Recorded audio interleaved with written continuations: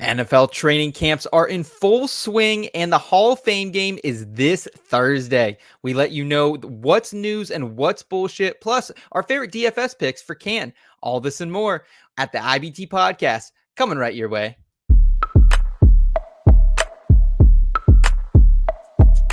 I've been going dummy, out of bounds, putting on a clinic. Stick around, carrots in my hardware. KC, caught him in the crosshair. Look at me, been the guy calling Mr. MVP. Keep your ass on the bench by my MPC. Earn my stripes like I fixed this league. Your dog's on the turf, my dog's in the street. You can find me somewhere in between. Never a dull moment like a movie scene. About to do the ops like I did this beat. Let them keep talking, RG3. Coming to you live. This is the In Between Fantasy Football Podcast. All right. It is Tuesday, July 30th, 2024. And yes, it's the In Between Fantasy Football Podcast, your place for both a refreshing and feel-good take on NFL, fantasy football, and gambling content. It's official. Players have left the comforts of their $1 million mansions. They're heading to the dorms here, living like usual people here for the next couple months. And a lot of group going to be happening, I think, here the next couple weeks at training camp. A lot of dumps as a unit, and also a lot of rumors buzzing around the internet here. We're going to let you know what's real, what's fake tonight on the program. Seth Woolcock back with you. And tonight I'm joined by a man who was living in the Carolina area, I believe, here the last couple weeks, living that Pogue life in the Outer Banks. I don't even know if he knows what works is like anymore. Eric Romoff. What's up, Eric? Man, I am fully immersed and reminded what work is like as I am back from the Outer Banks. Got to live the beach life for a few weeks and then thrust back into reality here in the Sweat Lodge on a Tuesday night, rocking my khaki frocket for all the real ones out there. And we're a couple days away from preseason football. It's wild to think about. Yeah, definitely an inside joke there. We had an IBT team meeting yesterday, and some shade was being thrown around pocket shirts and also khaki shirts, and Eric happened to be wearing one. He's sporting it here tonight on the show as well. Happy to have you back, my friend. Hope you had a relaxing vacation. We're also joined by a fantasy football and entertainment betting stooge here at IBT. He's a known Keon Coleman truther and a Glenn Powell hater, Boston boy, Steve Lawson. What's up, Steve? Not much, man. How you doing? The Glenn Powell hater. Yeah, you know what? I'll own both those titles. It's all good. Hey, someone's got to do it, man. Might as well put it on your chest. Good to have you back tonight, Steve. Thanks for joining us here yet again. And we're also joined by a guy who has made this ship run for years and years at this point. Icy Light Mango Mark, IUP alumnus, Kyle Scott. What's up, man? What's up, everybody? Actually, you can miss me with Icy Mango, but heavies or lights only.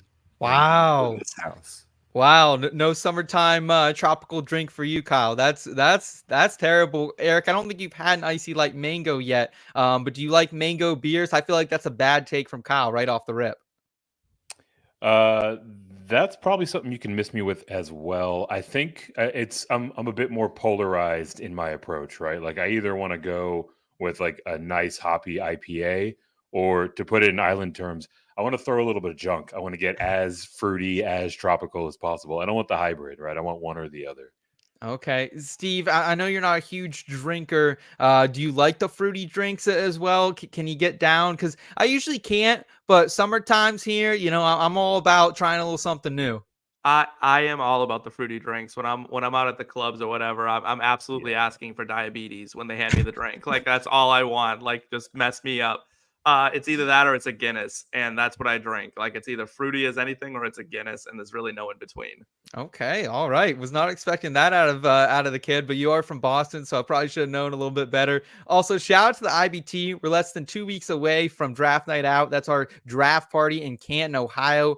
I'm excited, man. The Brewcat, I've been having conversations with them. That's our 2-story bar that overlooks the Hall of Fame Memorial Stadium field. And we've been conversating, got some fun stuff in the works for you. Potentially a shot wheel will be spinning. So don't want to get caught on that. Steve, if I spin the shot wheel for you, I'll make sure a Guinness is on there. You can just slam maybe an Irish car bomb or something.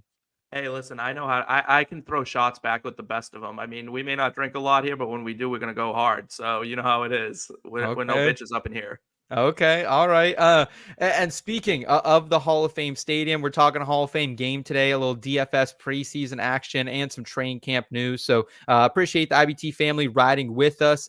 Albert, what's up, Albert? Good to see you, man. Albert. And Mr. Scamper as well. Hello there, IBT fam. Also saying there's a tremendous mango kettle sour at our newest brewery. Extremely refreshing, 7.8 APV. Like to hear it, man. Like to hear it. That's I can get. What do you think, Garrett? Can you get down with that? It'll definitely be on the list to give it a go, right? I have to take the word of Mr. Scampers in high regard, so I'll give it a spin this year for sure.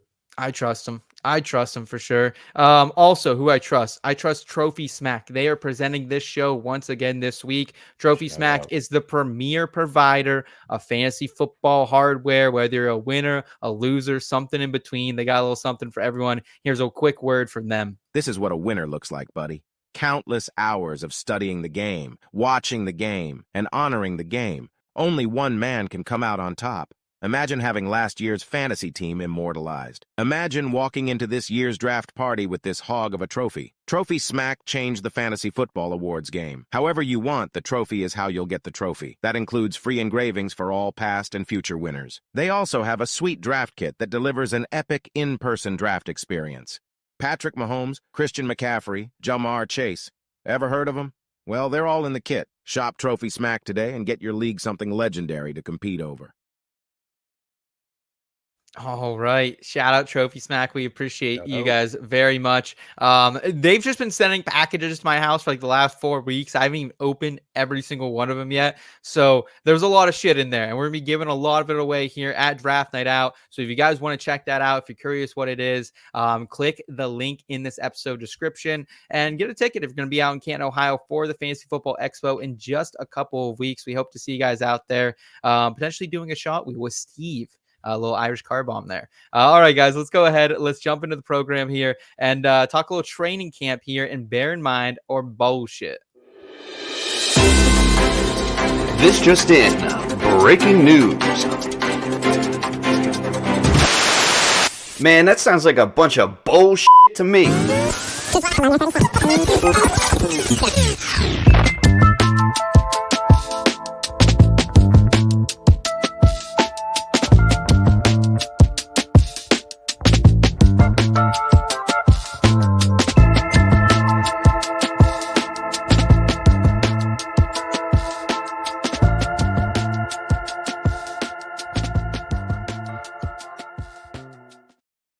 All right, as we noted, training camp in full swing here, and so is the rumor mill. So we're going to talk about some things that beat reporters are putting out there on X, on the Twitter machine, and say if this is something we should bear in mind as fantasy managers and NFL gamblers, or if it's a little bullshit. Let's start here in Atlanta. Tyler Allgeier ticked for a big role once again.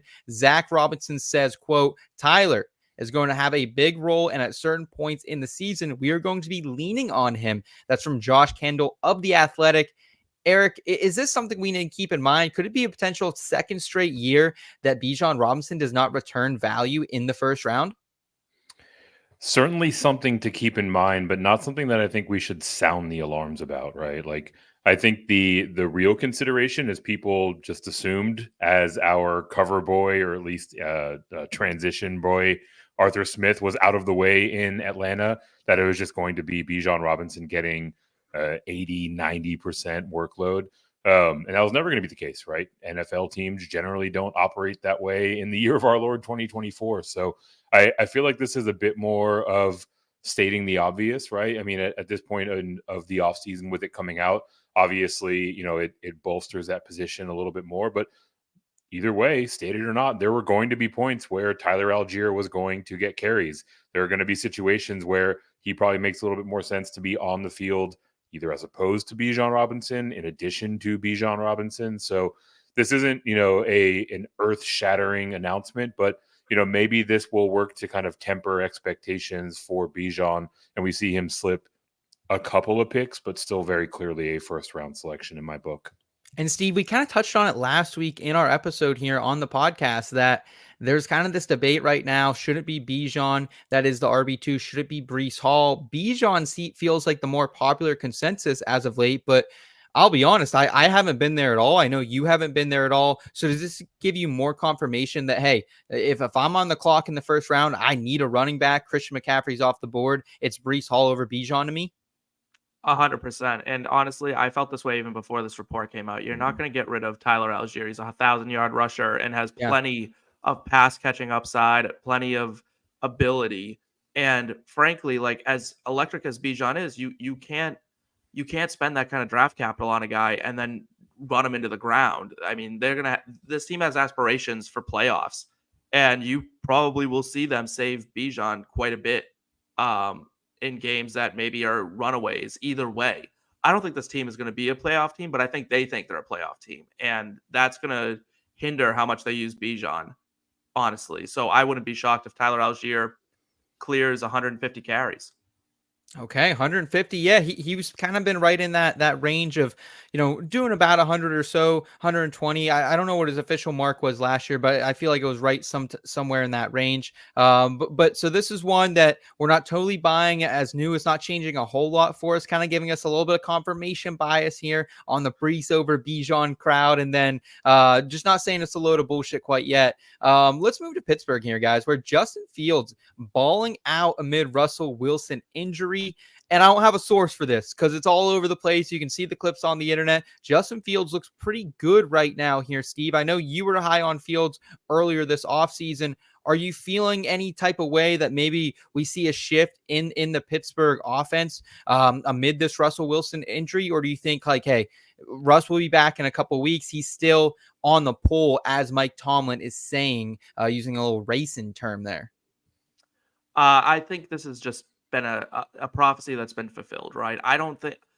Listen, they signed Russell Wilson to like the most like bottom of the barrel garbage kind of deal. It wasn't going to be a big deal, and like Justin Fields is just a better player. For not just fantasy, for the NFL in general, Justin Fields is clearly superior to Russell Wilson right now and is more dynamic in what that offense wants to do. Mike Tomlin does not want a one-note guy that can only do one thing well. Russell Wilson built a career on being able to throw a deep pass and nothing else really.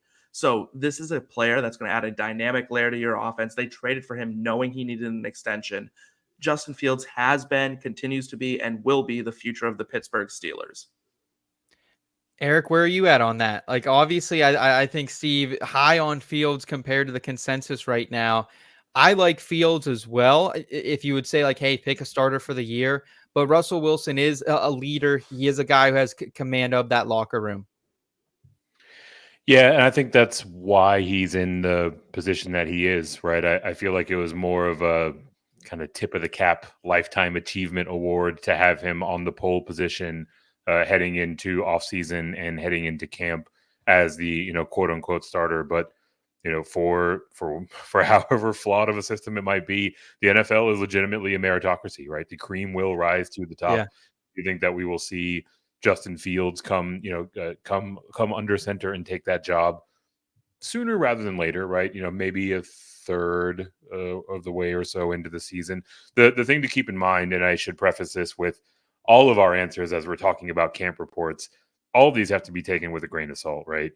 Justin Fields, for my money, is categorically the better quarterback relative to Russell Wilson, but also he's doing this in camp, right? And a lot of his deficiencies at the NFL level have to do with adjusting to game speed, with reading defenses, with getting through his progressions. He's not really having to do that quite as much in camp, but either way, it's better that he is looking good in this circumstance and he's not, and he's bolstering his case for winning this job over the course of the season. So I do like Fields to start more games than Russell Wilson this year, and I think that this report is just a sign of things to come eventually.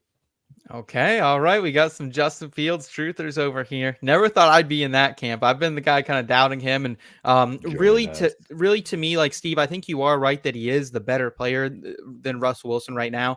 But he just has to figure out the sack issue. Like that's the thing. It kills drives. It kills himself. Kills all momentum. So if he can figure out that, I think Justin Fields has a bright future. But that could be a detriment to his career as well. Speaking of detriment. Man, I love my frisky Jets, but again, a little turbulent up there early here in the New York area. I'm going to show you this clip here out of Jets camp that the internet's just buzzing about here. Aaron Rodgers talking with Garrett Wilson here. They don't look super friendly at first, and Aaron's being somewhat civil to him here at the start, and then I feel like eventually they kind of gets a little heated, and but at the end of this, like vibes are still high, I feel like, and they're kind of joking around. So how do you take this, Steve? Do you think this is just like the media making making something up here about Rodgers? No, I think Aaron Rodgers is intolerable. I think he's an absolute clown.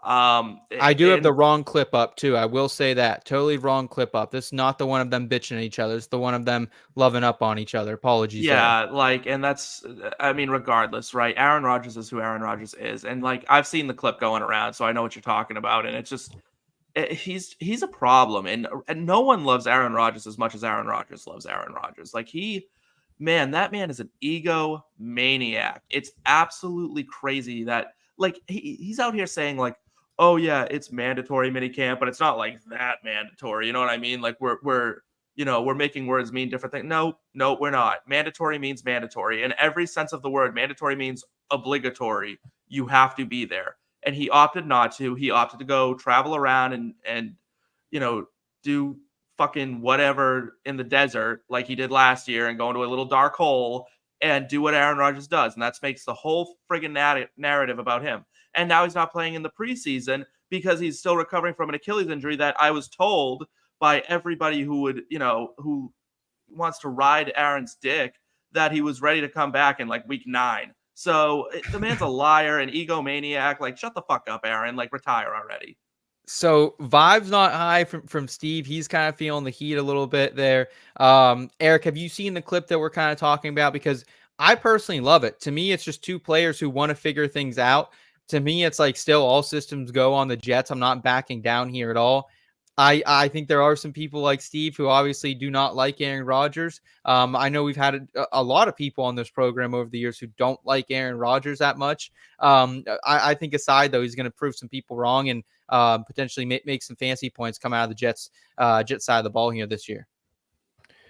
Yeah, so there's a lot of things to touch on here. I'll start with Steve's comments, and while I maybe disagree by degrees overall, I think the general sentiment of Aaron Rodgers being incredibly self-centered and not really concerned with the well-being of the team or anyone other than himself is directionally accurate, right? We've seen this over the years of the especially the last 5-6 years of his career. So I don't think that him acting, quote unquote, badly is anything necessarily surprising. The specific interaction, Rodgers got into Wilson's face and said, "You zigged when you were supposed to zag again."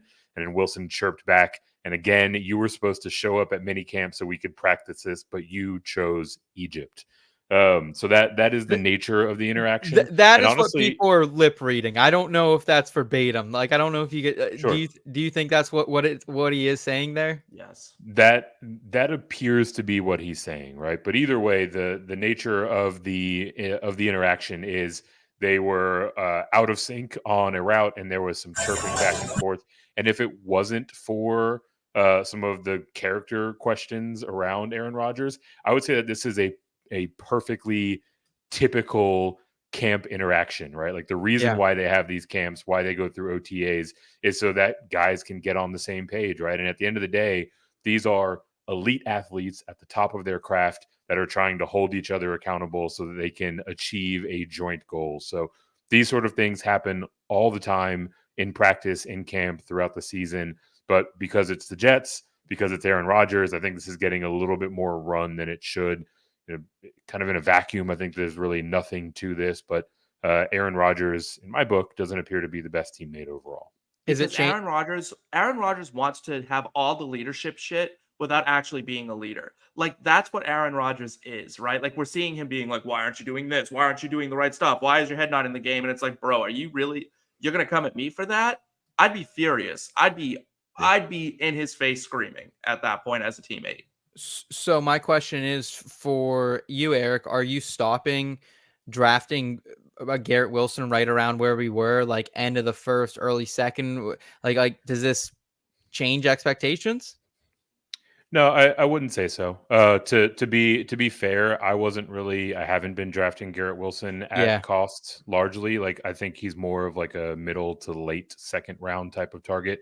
And that has everything to do with Aaron Rodgers, less so because of his personality and leadership skills or lack thereof, and more so because apart from Tom Brady, like, we don't really see 40-year-old quarterbacks put up prolific numbers all that often. And we are several years removed from a fantasy viable season for Aaron Rodgers. So there are a lot of question marks, right? I mean, I think he has a shot at doing it, but I'm not going to invest, first or early second round draft capital on his primary receiver when there's that big of a question mark out there. Okay. Good to hear. Mr. Scamper saying the music for this drop made him want a cig. Glad to hear that. We apparently IBT has that notion, Steve. As you know, we started a team meeting and one of our members yesterday, just first thing he did was light up a dart. Had to light up, yeah. I love it. I love it's not IBT if you're not lighting up a dart here. So we appreciate it. Just like fights, training camps, in training camp, this doesn't matter. Yeah, I'm with you. I'm with you there, Scampers. I do not think it matters. Does this matter, though? Dylan Laube for the Las Vegas Raiders, rookie out of New Hampshire. Love this kid. Love what he's been about here. Loved him through the process. Day 3 pick. He's getting first team reps with the third down squad out there. So on passing downs, this is coming from Vegas Nation reporter Vincent Bonsignor. Does this matter, Eric? Is this something we should bear in mind, or is we getting a little Dylan Laube bullshit here?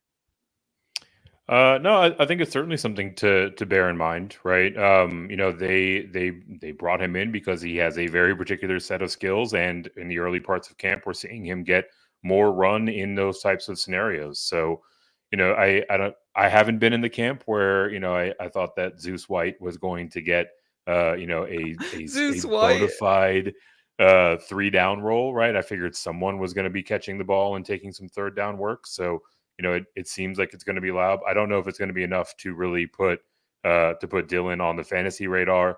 Maybe helps or rather hurts Jahmyr White's draft stock a little bit, but ultimately, kind of like we were talking about with Allgeier and Robinson, the days of the workhorse back are largely gone. So someone is going to take that workload.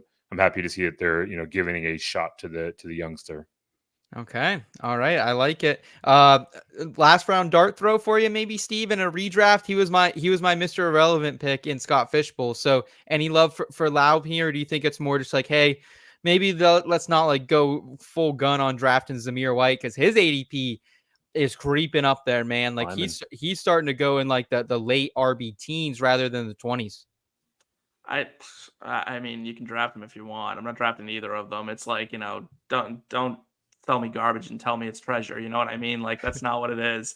Like, it's just not good. And the Raiders aren't going to be good, right? It's Davante Adams and a bunch of nothing.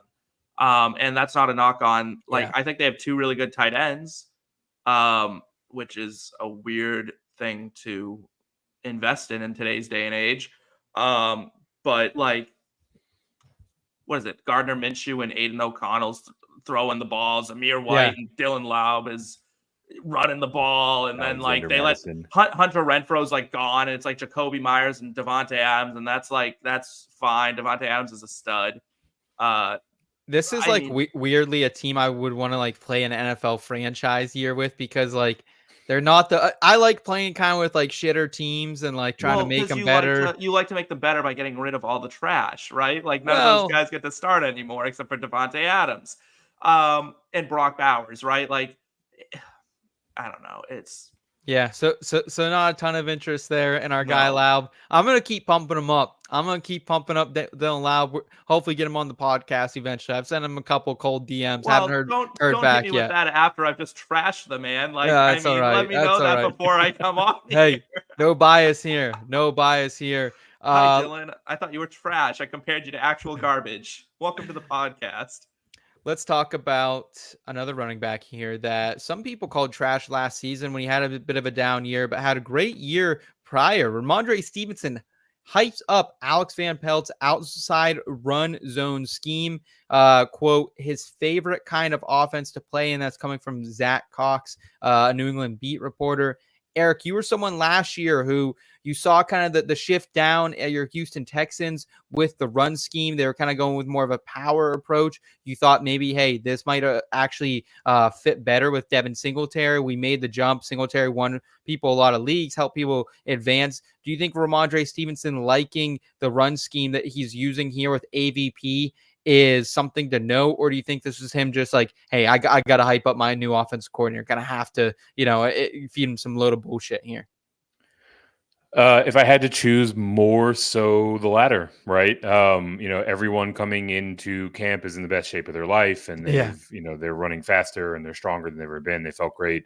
All of the coaches are making the right decisions, right? So you have to take all of that with a grain of salt. I do think that there's probably some validity to what he's saying in that, if I were a running back, I would much rather run in a zone scheme than in a power scheme, right? Like, you have to make that one cut and just go. So I think it is a bit more adaptive. I think it's more prone for big chunk plays and highlight reel stuff. And NFL players like to be in highlight reels. So I think it's more of a kind of a fun consideration. He probably enjoys it. I don't know if it really changes his outlook in a material way, though. I'm rising on Rhamondre. I will say that though, because I just think he's going to get a ton of fucking work in this offense. I know you're a huge Gibson guy here, Steve. I want to ask you, Steve, how do you feel about J.K. Dobbins here? He's running first in Chargers running back drills here. This isn't specifically in 7-on-7s or 11-on-11, specifically kind of just the first running back leading them through different various drills on the sidelines. It's coming from Omar Navarro. That's the Chargers junior writer. How does this make you feel? Because I was a guy early in the offseason everywhere in our best balls trying to get Gus Edwards if I could. And I've kind of leaned off him a little bit as of late as redraft has come, just because I'm worried this could be kind of just like a jambalaya in the backfield. You don't really know what you're getting. And do you have any clear, concise here on the Chargers backfield? And does this matter at all to you that J.K. Dobbins is running first in Chargers running back drills? Normally, no. Normally, I don't really care when it seems this kind of precarious. I'll care more when Gus Edwards comes back, for sure. But Jim Harbaugh historically doesn't play games. He kind of runs his guys out there and is like, this is what I'm doing. This is who they are. This is who we are. And try to stop us. And he doesn't strike me as like the Sean McVay liar type, where it's like, don't trust a word that comes out of this man's mouth. As of right now, I'd say J.K. Dobbins is the starter. If Gus Edwards comes back and is healthy, maybe he can. I don't even think he'd beat him out straight up. If Dobbins is healthy and Gus Edwards is healthy, look me in the eye and tell me you'd rather Gus Edwards. I mean, you'd be lying. So it's just not feasible. It's just, can Dobbins stay healthy or not?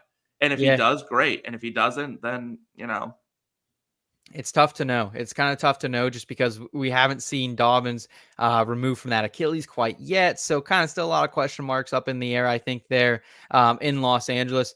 I'd say this, if Dobbins is still going to go as the later running back and we continue to see him with the first team here, I probably will be, drafting Dobbins later than paying up for Gus like I was earlier on during best ball season here. Let's move to the Bengals here. Andrei Iosivas taking majority of snaps out of the slot here, Eric. Does this news from the Growlers, Paul Denner Jr., dampen the Jermaine Burton hype train that's kind of recently been building, or is this just a little bit of bullshit giving the early snaps in camp to the more veteran player here in Iosivas, who I believe is a second-year guy?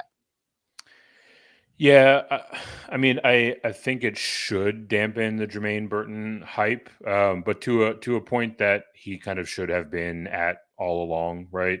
I'm not putting a ton of stock in in him being the answer at slot, because he's getting some early first team run over the course of the beginning of camp, right? I think with Cincinnati in general, they're probably going to try a lot of different guys in the slot over the course of camp, over the course of preseason, to see where they have that good fit. So really more of something to kind of keep an eye on, right? If we see Andrei continuing to hold that position and hold serve there, then maybe it's something to consider. But right now, I think it's a big question mark for this Bengals offense, and they're going to kind of run the gamut on the available options and see where they find some traction. Okay. All right. Yeah. So no last round dart throws for you on Iosivas right now, and No. probably taking Burton off your board as well. I'm moving him down. I mean, I had him low enough prior to this point to where I wasn't getting a ton of him, right? I wasn't buying the hype quite yet. Maybe this moves his stock to a point where I can get a few shares, but not a huge priority either way. Okay. Steve, I want to go to Philadelphia, one of our favorite cities in the world here.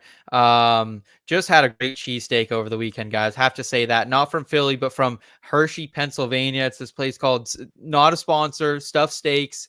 Fantastic cheesesteak. Probably one of the better. Why are they not sponsoring us? Reach out. I'm sure they'd love it. You don't know. Sometimes I say some ignorant stuff on this program. They might not want to attach their name to it. I get it. I'll eat a cheesesteak on air if we need. I will eat a cheesesteak on air if they sponsor us. Okay. Like a fat one. Like a big, fat fucking cheesesteak. It was good. I promise you that. But speaking of Philadelphia here, the Eagles offense is hot right now, according to really the entire internet. You look at beat reporters that cover the Eagles yearly. You look at more national media who's with the team this week as well. There have been reports coming out that the ball didn't even touch the ground one day, barely. Like Jalen Hurts is picking up this Kellen Moore offense pretty quickly, it seems like.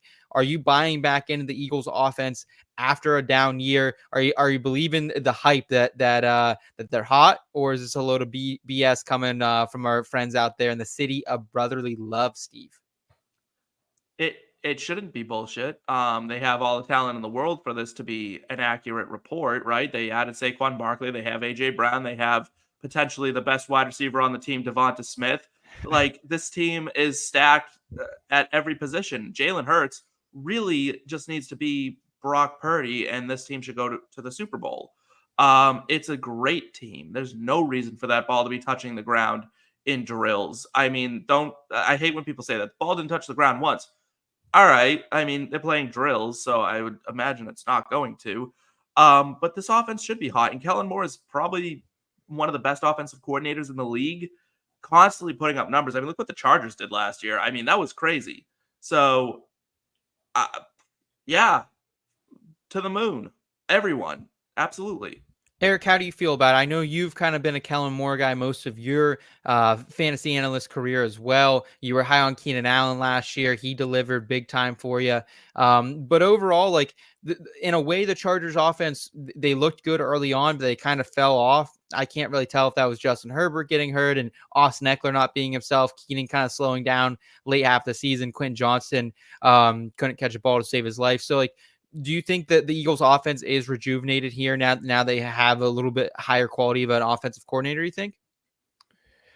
Yeah, open question as to how much the quality of the offensive coordinator impacts this offense overall, right? I think Steve's point about the personnel that's out there on the field speaks volumes as to why the ball should not touch the ground. And also it's practice, right? Like, you're all on the same page. You're not really being defended. Like, I don't really feel like this is news to say that, the offense is clicking and the ball doesn't hit the turf. Like, you'd rather see that than not. Sure. With Kellen Moore in particular, I've been a fan of him in so much as he really pushes the ball down the field, right? If you look at the Chargers last year, they actually were down in total offense. They scored about 20 points on the season compared to 23 points in the prior year.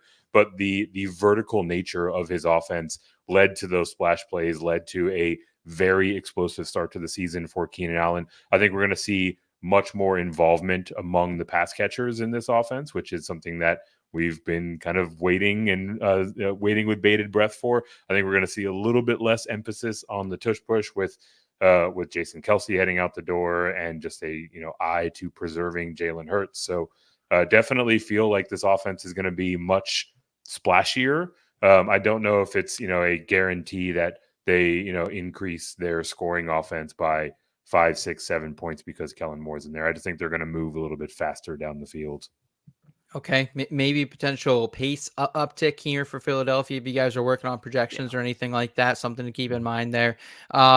I want to go to potentially what I think is the biggest news that I've seen out of the first 2 weeks of training camp. The Packers are rotating all 4 starting wide receivers in 2 wide receiver sets. We're actually seeing Romeo Doubs, who Jair Alexander is comparing to some of the best wide receivers in the league, saying he's up there in the top 5.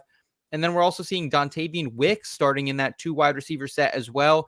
In the 3 wide receiver set, though, we are seeing both of Jaden Reed and Christian Watson working in there. So to me, I'm like hitting the pause button, I think, on Packers receivers. I haven't been drafting them a ton this offseason, not because I don't like them, but because I really don't know like what the target distribution is going to be here. And if there's one I'm drafting now, I feel like it's the man on the thumbnail tonight, Dontayvion Wicks. I feel like if he's still going to be the last one to go here, it's starting to get close with Dows. We're kind of seeing that flip back and forth depending what type of service you're on. But yeah, I don't know, guys. I'm a little wary of the Packers just because I think all these wide receivers are really freaking good. And I think they're all going to be used here. How do you feel about it, Eric?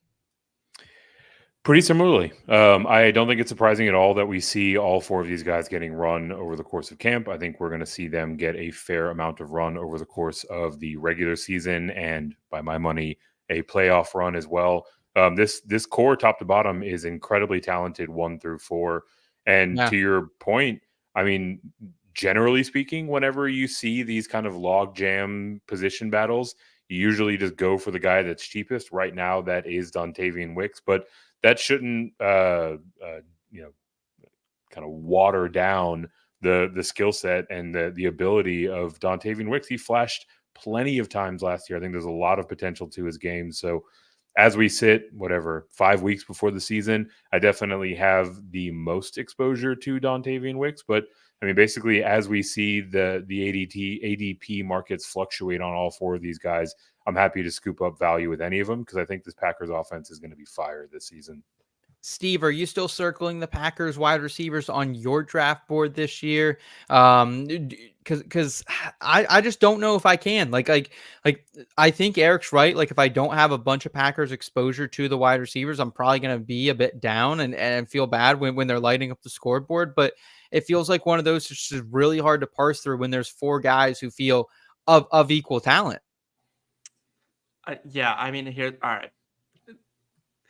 They're practicing all these guys because they're basically like, Christian Watson's not going to make it through the season. So guys need to get some starting reps, right? Like listen, for all you fantasy junkies out there, if there's a wide receiver to own in the Packers room, it's Christian Watson. Don't get it twisted. When he's there, man.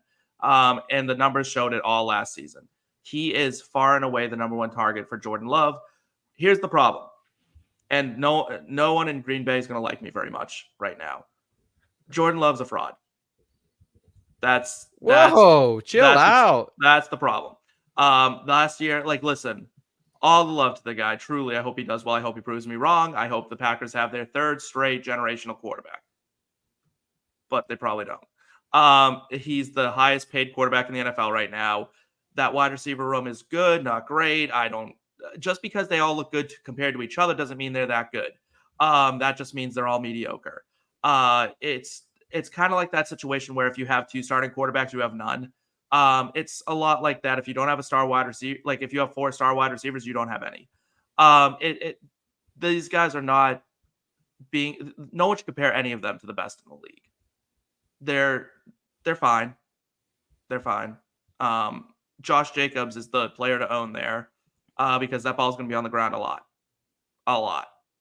I think you're off there. I think you're discounting Jordan Love. I will say that. I'm definitely higher on the Packers receivers than I think you are. I think Eric's probably the highest of the 3 of us. Yeah, I just don't know what to make of it, boys. I wish I could give better analysis. I'm gonna be honest. Like we did see towards the end of when like Watson's season was kind of sketchy because inactive for the first 3 weeks, then inactive for the last 5 weeks of the regular season as well.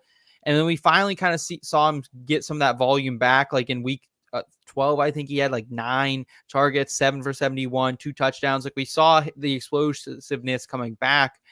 I don't know, Eric. Like, can you give any better analysis in that? Like, are you okay with taking all of them at cost? Is there one you're rolling out? Like, hey, I wouldn't draft this guy because I just don't have a feel on it right now. Yeah, the one that I have the most concern with is Christian Watson because of those lingering hamstring injuries, and those have a way of recurring, right? So, typically don't want to invest in a guy that I don't have a lot of confidence in his ability or likelihood of taking and staying on the field. Generally speaking, what I'll say is that this is a open and shut case for why best ball is beautiful, because there are going to be weeks where Wicks goes off. There's going to be weeks where Reed goes off. There's going to be weeks where Watson is healthy and he goes off, and trying to figure out which player to start in those weeks is going to be maddening. So letting the system do that for you is the beauty of the best ball format. Goes off is great. That's a scary. That man, you guys love these Packers a lot. I do. Dude, I think they're good. I think they're good. Think Jordan Love, like I don't mean to be the Debbie Downer on as one of the top quarterbacks in the league. Yeah, I think he does, dude. You watch the guy. No, he doesn't. You watch the guy. I like the commit. Think about it, Steve. He only had 1 year being the starter. By the end of the year, he looked like a 4-year starter in that system, man. He got hot. He caught a hot streak. Yeah, so I would actually say that the highest paid player in the league based off a hot streak. That kind of hurts our argument, right, Seth? Like we are dealing with the small sample size, right? That is the smallest of sample sizes, and they handed him the largest contract in NFL history. What an insane. So those are two separate considerations, though, right? Like, the size of his contract has everything to do with the quarterback market, right? Yeah. Like, if you're gonna sign a contract, it basically has to be within arm's reach of that average annual number. Tua didn't. Tua still got a lot. At least comparable, if not better, numbers across the board. And like Jordan Love is not sitting there showing you like, oh my God, look at my elite read for the game and my elite this, that, and the other thing. You can't point to one thing with Jordan Love and say it's elite. There's nothing elite about him. I would say his arm strength and accuracy are elite. I would say elite, or are they good? Because elite is Josh Allen. On arm strength is Josh Allen, Patrick Mahomes. You're gonna put Jordan Love with Josh Allen and Patrick Mahomes? I'm not. Now accuracy, you're gonna put him with what? Aaron Rodgers, with guys like Herbert, or with guys like, I don't even know who's like a really accurate passer, but Jordan Love doesn't come to mind. Jordan Love doesn't come to mind as a super accurate passer. Yeah, I think he does. We'll close the door here. I think it's a totally different debate whether Jordan Love deserved that money or not. I think that's a different show. We are in the fantasy football business, so we'll keep it at that. Dontayvion Wicks, circle them on your fucking sheets. I think that's really like case closed. My takeaway here. Let's go to New Orleans, where Kendre Miller in the doghouse. I don't want to be a guy who takes like a lap on injuries or anything like that, but I've never been overly impressed with Kendre Miller from just a production and a talent standpoint. I think he got a lot of hype because he was on a team at TCU a couple of years ago that made a run in the championship, got a lot of national exposure. And this is what head coach Dennis Allen had to say about Kendre Miller here as of late. Quote, that's a player who needs to figure out how to stay healthy because you can't make the team in the training room. He tells that to not only Nick Underhill, but a bunch of different reporters here. But Nick Underhill is the one who tweeted it out initially from New Orleans.football. Eric, are you worried at all about Kendre Miller? And is this more to me? Like I didn't have Miller on my board. I know a lot of people were kind of throwing the late round dart on him. To me, it just says wheels up for Alvin Kamara once again. Yeah, to say that I'm worried would imply that I had any level of expectation for Kendre Miller, which I largely didn't. Right, I've been maybe not quite as bearish, but fairly unimpressed with him at the NFL level, and just the fact that his head coach is coming out and saying these words is insane, right? Like getting injured is like it is the universal get out of jail free card in the NFL, right? This guy would have had a great career if he could just stay healthy, right? Like it's almost assigned as something that is out of your control and you hate to see it. The way that Dennis Allen responded to this question feels like there's blame that he's assigning there, right? I don't know if it's a conditioning thing. I don't know if he's not seeing his, the level of work ethic and dedication that he's looking for, but he seems to imply that he believes that Miller is often injured because of his lack of dedication to the game, his training, his conditioning, whatever it might be. And for him to voice that publicly is a scathing remark. Like to say he's on thin ice is to put it lightly. Yeah, I mean, let's be honest here. Like, I wouldn't say he's a lock to make this team. Like, they already have Jamal Williams and Alvin Kamara, who are going to be those first two guys. They do have an undrafted free agent, Jordan Mims, on the roster as well that could potentially push him for that. So I'm just saying, like, don't be surprised if Kendre Miller might not be on the roster. Because as you said, Eric, like, those are kind of scathing remarks that you don't hear from a coach very often. Yeah, not at all. Yeah. Like, just awful. Like, man, as an athlete, like, I don't pull this card often, but I played baseball up through college. And if my coach ever said something, and I dealt with chronic injuries myself, and it wasn't from a lack of training, it's just from a lack of luck.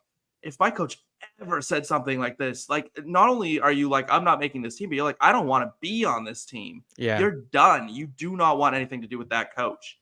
He threw him so hard under the bus. This is so much more an indictment on Dennis Allen than it is Kendre Miller.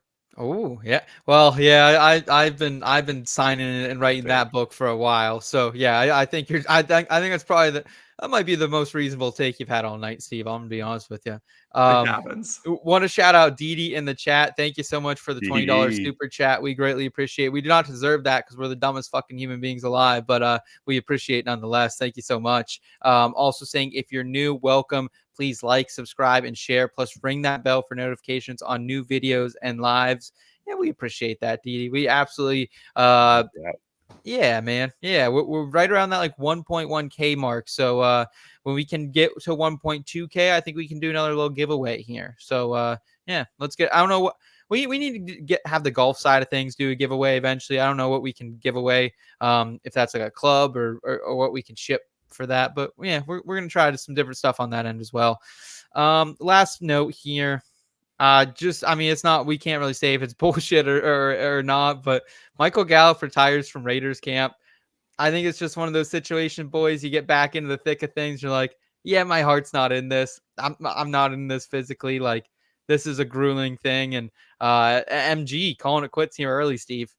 Bro, I'd retire too if I went to the Raiders. Like, let's be real. That place is a fucking shithole. Like it's just the way your career goes. That's a house that Mr. Davis built, man. The other Mr. Davis. Like, let's be real. The one that cuts his own hair. Like, this isn't this. Listen, you know what? You're not coming off of the injuries Michael Gallup came to. Go to the Raiders, and you're like, I feel inspired to play 5 and 12 football. That sucks. Like, that's just trash. So, like, I'm not surprised by this. Either that or it's like a 5-headed move by Antonio Pierce, and this man's going to come out to Stone Cold's glass break and like week 1 come out and catch like a 75-yarder to start the game, like when they need him. So I don't know. Eric, any final words to Mr. Gallup? Any loving memories you'd like to share about his career? Maybe how he helped you win a fantasy week or something, or maybe burned you? Like, what are you thinking? I'll just give him a generic shout out, right? Guy's been in the league since 2018. It's hard to play that long in this league, right? I think he had a 1,000-yard season. Had a 1,000-yard season in 2019, 1,107 to be exact. He finished as wide receiver 17 on average in terms of fantasy points. And there are plenty of people that, I mean, it seems like for as long as we can remember, the Cowboys have been always looking for their second wide receiver. There were people that thought that, that was the arrival of Michael Gallup. The injury, didn't fall off a cliff in 2020, but precipitously dropped off starting in 2021 and hasn't really been able to bounce back, right? So definitely a guy that is the classic sort of roster clogger in those dynasty streets, right? Just waiting for that day that may never come, but calling it a career. And I kind of have the opposite take from Steve. Whether or not he wants to be there or anyone wants to be there is not for me to say. But to your point earlier, talking about this Raiders offense, like there's opportunity for a pass catcher there, right? So if he sees Trey that Tucker. in front of him and still decides to call it quits, I mean, it either his heart's not in it or he's not feeling 100% or his body's wearing down on him to a point where he can't rely on it. But either way, shout out to Michael Gallup for some fond memories in the late teens. I truly commend this man for being more productive in his career than Drake London has been in his so far. Shout out. Shots fired. I would just like to say thank you, Michael Gallup, because I do remember earlier this season, I was going into, I believe, a Monday night game. Michael Gallup was against me on my competitor's team. I dropped him the week before. He played him against me. I think if he had 4 or 5 points, I lost. He had a donut. So shout out Michael Gallup. Thank you That's so mean. Like nothing I've said tonight has been as mean as what you just did on the man's way out the door. He helped me win. I appreciate what he did. So that's not why you thank somebody for putting up a fucking goose egg. That's not why you thank people. Someone's got to fucking do it. Funny, you gotta do it. Mr. Scamper saying funny thing is they had their wide receiver in 2 in CD and wide receiver 1 in Amari Cooper. Yeah, that was a terrible fucking trade, bro. Amari Cooper went for like a 5th or 6th round pick, dude. Yeah, for nothing. Oh, they gave him away. And that was the summer where Devonta Adams got moved, where Tyreek Hill got moved. And before all of that, Cleveland just snuck in there and got Amari Cooper for basically free. Dallas had to choose between Gallup and Cooper, and they chose the wrong guy. Cannot believe it. Yeah. Oh my. Could you imagine that offense with Amari on it still? Oh my Jesus. Love it. All right. Well, let's go ahead, guys. We're going to talk a little DFS because I fucking love the Hall of Fame game. It means a lot to a lot of people. So let's talk a little DFS here in Temperature Check.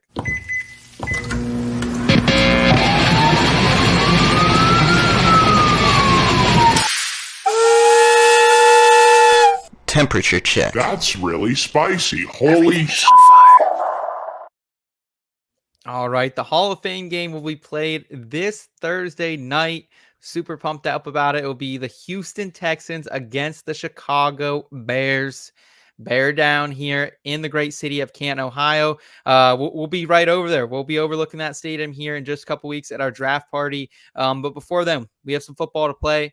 We have no confirmation as of Tuesday night who will be active, who will be inactive here. The rumors on the street in the Twitterverse is that Caleb Williams will see at least one series. I've seen multiple reports. People are actually expecting some of the Texans offense to take the field here for at least one drive as well. That could potentially be because they have some new weapons there. Stephon Diggs, probably no Joe Mixon in this one. He's been banged up to begin camp. So with that being said, Eric, any thoughts that you have on just preseason DFS in general as we kind of get into things? And obviously we know if you've played any variety of preseason DFS before, all the players, they're one price. So we don't really care about price tag and finding values. It's all about the people who can score the most points here and also kind of diversifying your roster at the same time, my friend. Yeah, so there's 2 things to consider with regard to the Hall of Fame game or just week 1 of the preseason in general, but also an overarching point with regard to the preseason. The biggest challenge that you have to overcome to be successful in these DFS streets for preseason is finding players who are going to be on the field for a significant amount of time, right? Yep. You talk about these reports where the starters might get a series, right? I would be surprised to see that, but even that point, rostering any of them is not going to move the needle for you in terms of accumulating fantasy points. There are positions, though, that are going to be on the field every single snap. Both defenses need to be in play, and generally speaking, 95% of the time plus, you see both kickers play the entire game. So in this showdown format, looking at those 4 players as a core foundation is critical, right? If you want to go as far to put any of them in the captain spot, you can. That's a bit more of like a cash game or double up type of approach. If you want to keep them as flex players and take stabs at some upside players as your captain, that's more of the GPP large field tournament approach.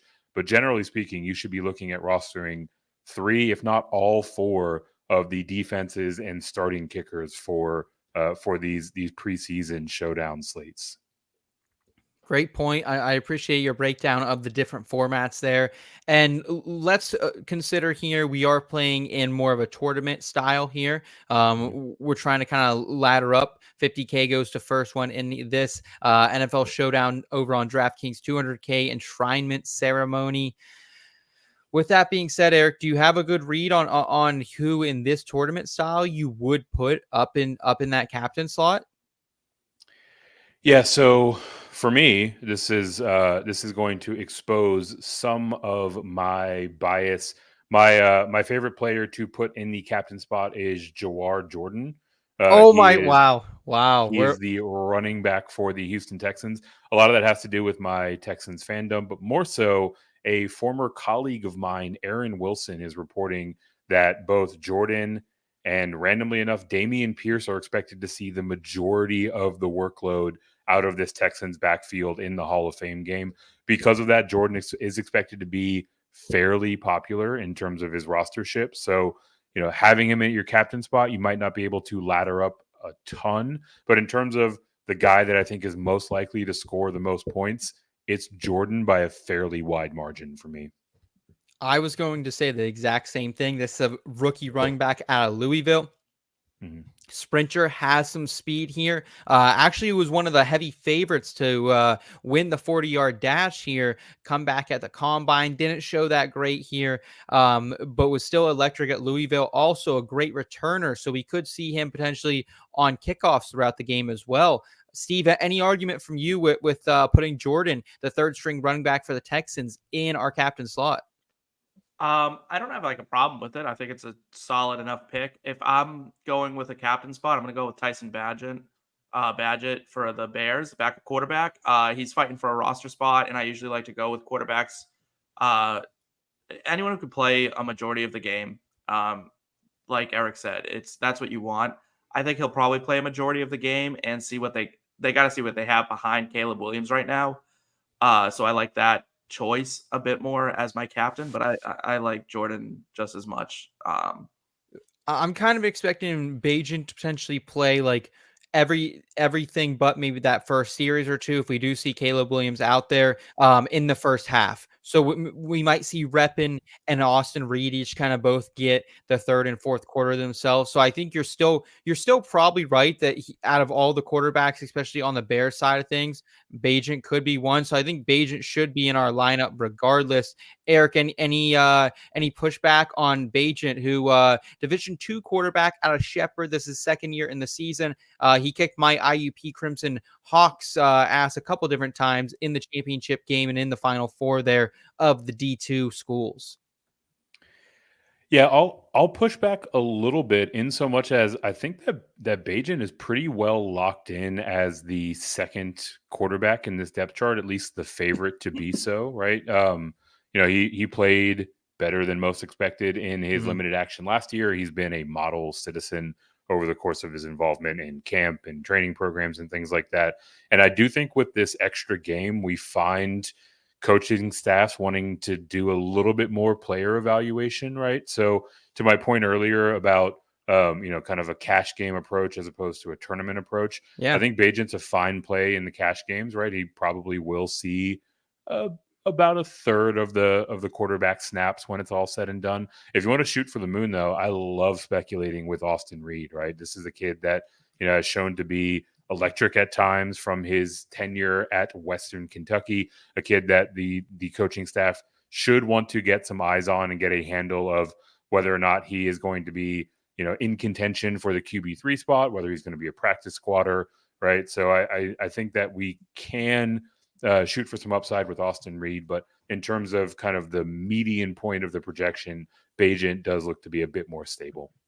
Okay. All right. Yeah. So if you're playing a couple different lineups, Austin Reed might be a guy to throw in there and see what he can do. And the thing you got to love about those 4-string quarterbacks in preseason DFS is, hey, they're playing against the worst people. You know what I mean? Yeah. It didn't work last year. I remember in the Hall of Fame game, I was heavy on Straholski or whoever the Jets Canadian football quarterback was. I remember he burned me in a couple lineups out here.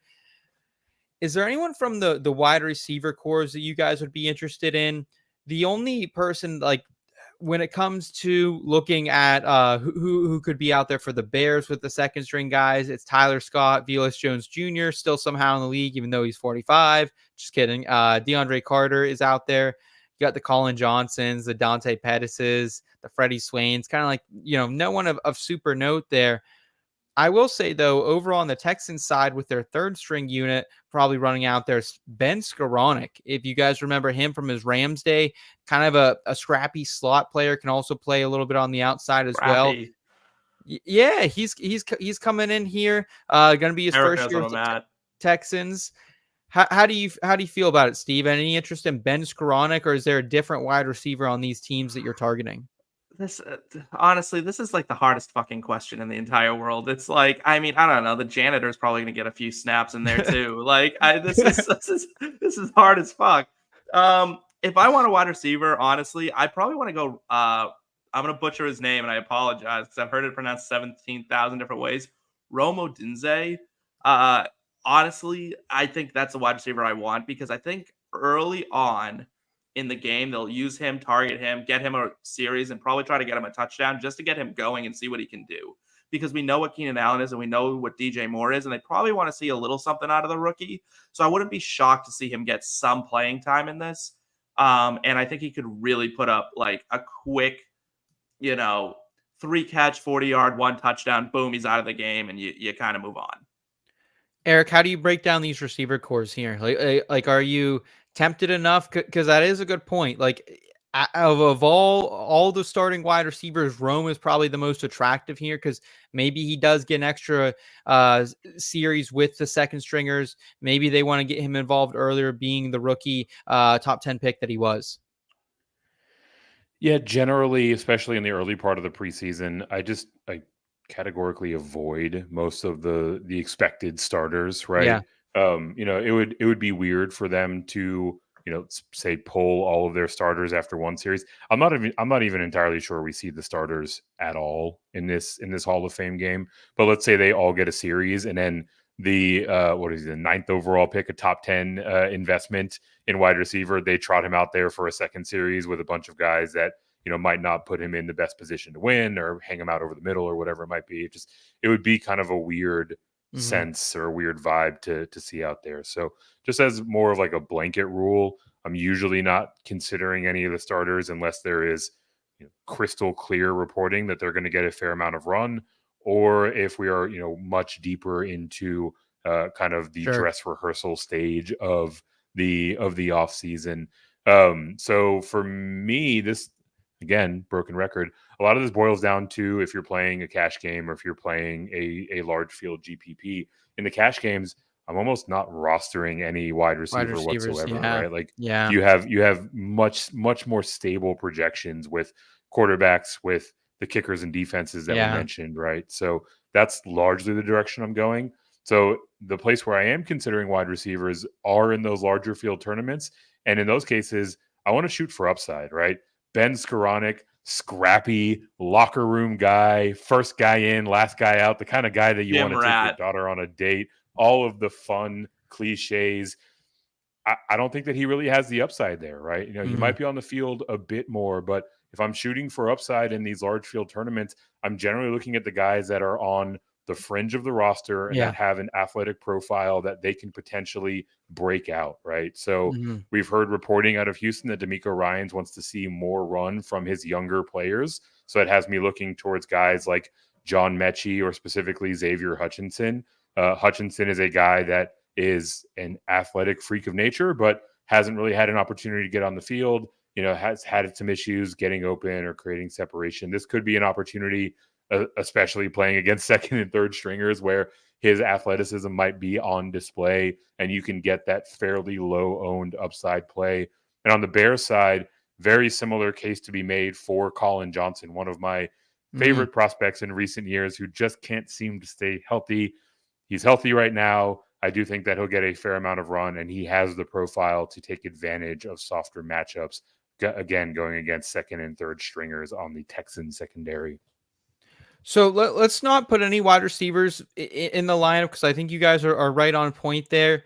I would opt for, if you wanted to go with another running back, Dameon Pierce, just because he might get some kick return run as well. I know that's probably not going to pay dividends unless he scores a touchdown there, but probably going to be out there, I think, a good amount of the first half. So wouldn't mind Dameon Pierce. The reports around camp are glowing about him. So any thoughts on Dameon Pierce, or would you like someone like Roschon or Travis Homer on the opposite side, guys? I think honestly, like if we were to like make this and be like, here's the best thing you can do, Eric was right. Put both kickers and both defenses in. This is gonna be a shit show. But like Dameon Pierce, great. Like I think he'll get plenty of run. I think Roschon Johnson also will. When I was putting my team together to do this, they were both on it. Because I didn't want to just like roster kickers and defenses and be like, that's what I got for you. Yeah. I didn't want to just like walk on here and be like, yeah, kickers and defense and nothing else. Like, bleh. Let's have some fun here. I think take both those running backs and hope they fall into the end zone for you or bust one wide. I mean, let's be real. They're playing at some point. They're going to be playing against, like I said, the janitor. It's just, like that. What are they bringing? 90 guys to this game, right? Something crazy like that. So like, two planes, whatever, like do your thing. Like half the guys out there are trash, right? Like that's Eric, the reality. Do you like the running back pairing there that Steve brought up, or would you rather opt for maybe one of the running backs and then maybe throwing in Texans quarterback like a Case Keenum or a Davis Mills or Tim Boyle even? Probably the latter. Davis Mills is the player that I would target among the Texans signal callers. Again, Aaron Wilson, rock solid reporting on all things Texans. He splashes around in the national scene as well. But he is reporting that the expectation is that Davis Mills will see the majority, or at least more snaps than any other quarterback for the Texans on Thursday. So he's someone that I'm prioritizing. In terms of what to do with the Texans backfield, I think it's an either or. I don't think there's a scenario where you should play Jordan and Pierce together. I think if you want to play Pierce, you're creating a ton of leverage off of Jordan, who's expected to be one of the more popular players. So popping Pierce up into your captain spot creates a ton of separation if, in fact, Dameon Pierce is the one who goes off and Jordan is the one who's more highly rostered. And after that, I mean, I'm really just looking to shoot for upside at the wide receiver position, right? Some of the guys that I mentioned, like a Hutchinson, like a Mechie, like a Colin Johnson would probably be the last guy in the build for me.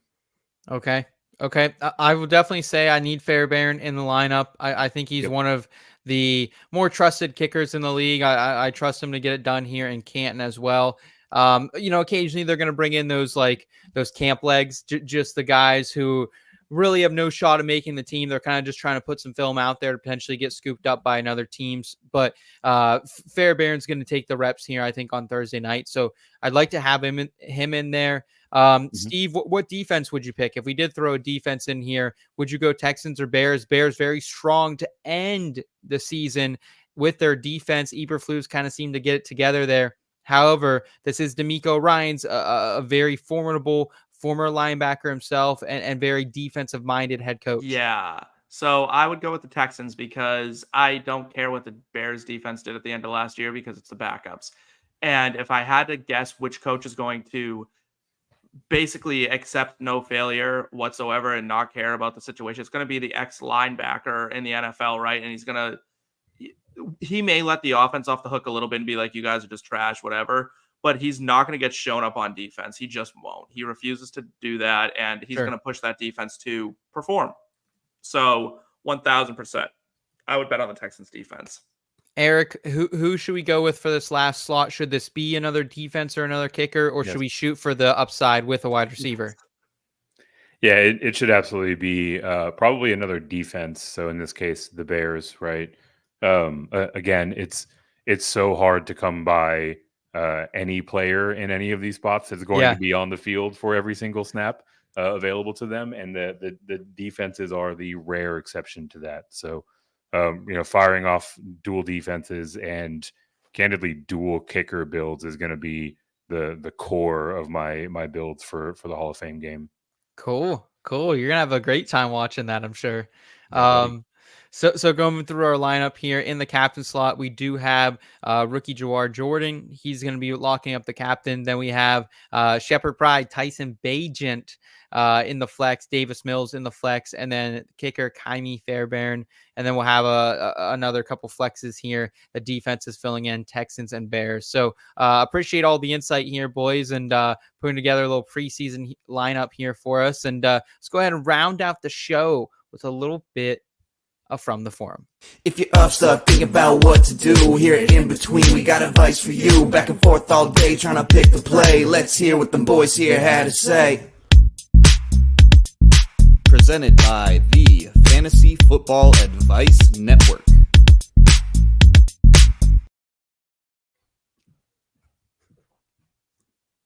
It's from the forum, presented by the Fantasy Football Advice Network. You can check them out at fantasyfootballadvice.com. You can also download the app today. They just did a huge refresh, folks, so you need to check out the platform today.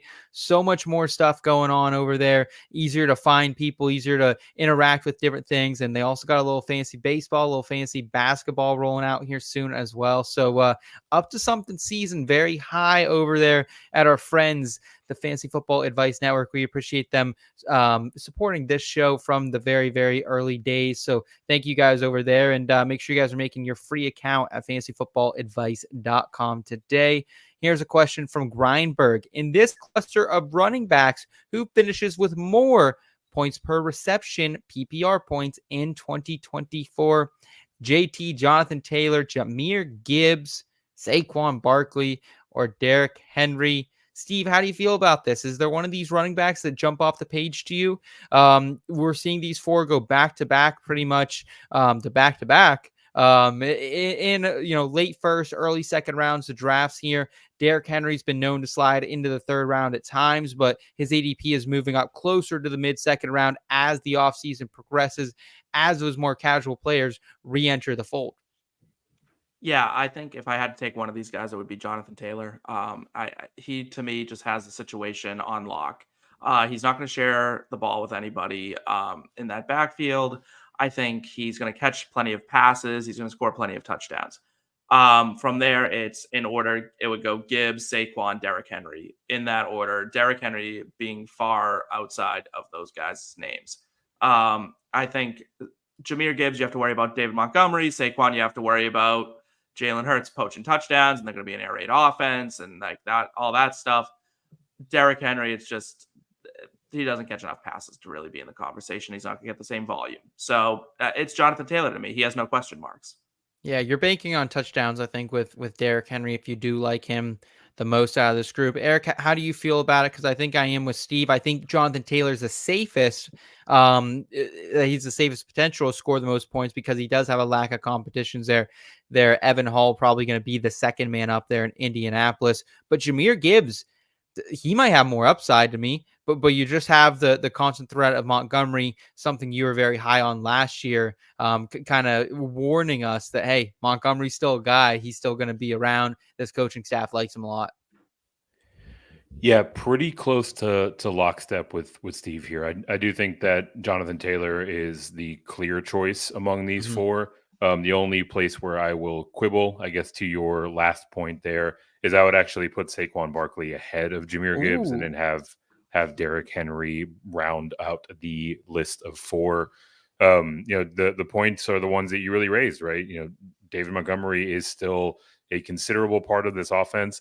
Also for, how much of a kind of tough ground and pound persona that the Dan Campbell Lions have. They also throw the ball a ton, especially in the red zone. Maybe not at the goal line. They get to the goal line, they love to run it in from there. But this is an offense that is going to throw the ball a ton and that moves the ball down the field through the air predominantly, right? So, Gibbs has arguably the most competition out of these four guys here. The other three, it's largely coming from their quarterback. Yeah. But in the case of Jonathan Taylor, I mean, their offense should be, top five in terms of scoring potential. Obviously, Anthony Richardson's there, but in terms of just pure volume, ability to catch out of the backfield, this Shane Steichen scheme, I mean, he just checks all the boxes. Whereas, the other three guys have at least a box or two left unchecked.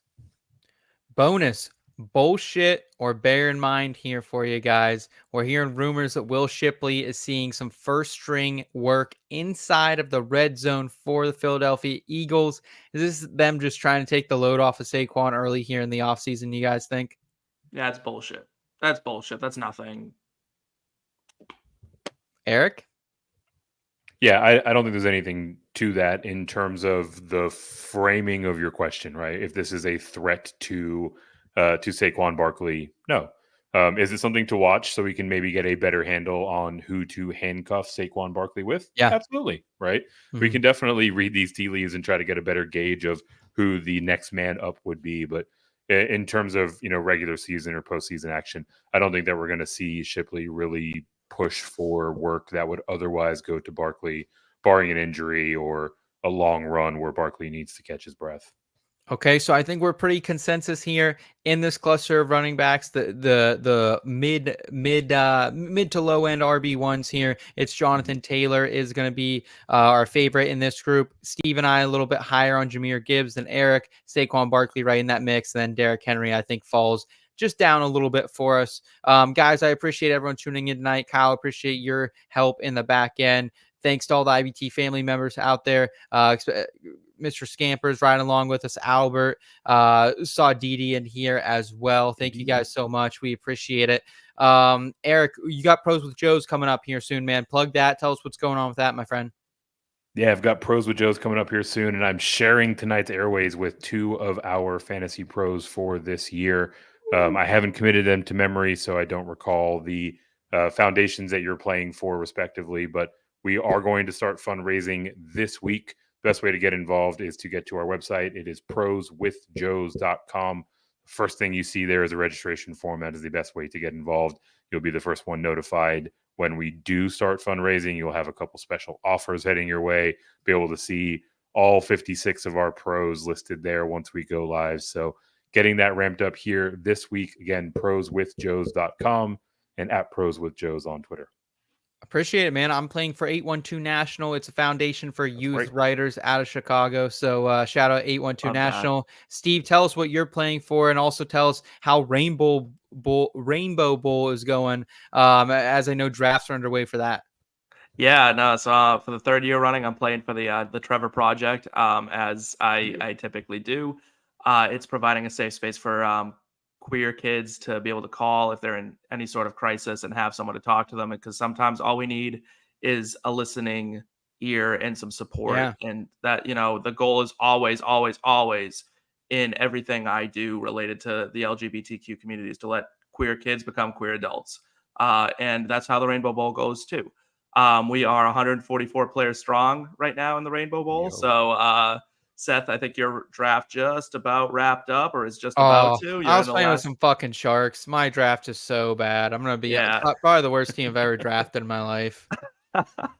So it's definitely, and I got a lot of that. A lot of people are like, this did not go the way I thought it would. I think the wrinkle with the tight end premium really made people kind of go feral. So I love it. But yeah, so real shout out to Eric though for putting this together, because every year I get to, at least this is the third year running, I get to help a cause that's near and dear to my heart. So thank you again for doing that. Fuck yeah. Shout out. Fuck yeah. Well, thank you guys so much. Thank you to the IBT family. Appreciate all the support. We'll be back here next Tuesday, same time, same bad channel. From Steve and Eric, I'm Seth. Take care, everyone. Until next time, keep it in between. Thank you.